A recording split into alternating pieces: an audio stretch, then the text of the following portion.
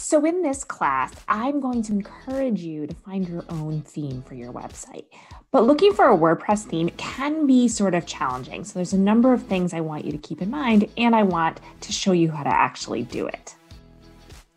So the first thing I want to show you how to do is actually how to install a new theme in WordPress. It's pretty easy.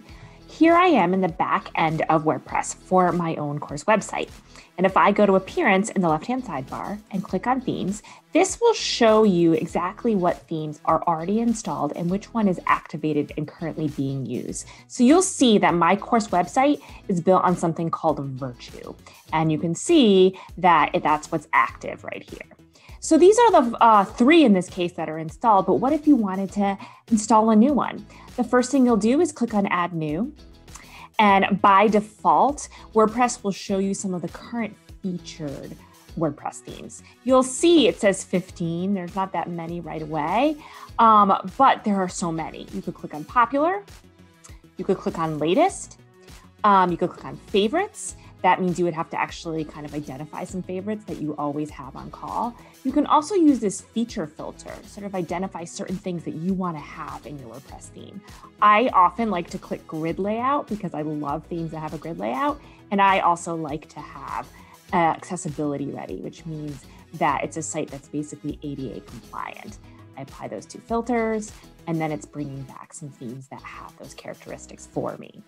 I often like to look for my themes outside of the WordPress environment and then go search for the actual theme for which I already have a name in that back end that I just showed you.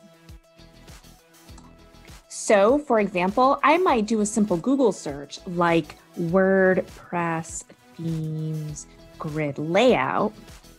Sometimes I'll add free because I really want to use the free ones. And I'll get these lists that give you lots of recommendations of different themes that, for instance, have a grid layout. Then when I find the one that I actually want, so for example, let's say I scroll down and I got really into this Koji one, the next thing I might do is copy and paste that name and search for it in the back end of WordPress and see what comes up. In this case, there it is. Once you find a theme that you like, the next thing you want to do is install it. So here I have this Koji theme that I found through my search. I can click install and it will install it on this particular WordPress site, but it isn't yet activated until I click activate. I'm not going to activate this one because I don't want to actually change the theme for my course website. Figuring out a theme in WordPress can be overwhelming, so I don't want to leave you completely without any guidance from me. On our course website, you will see that under templates, I've given you some instructions on how to install WordPress sites, but also there's two tabs.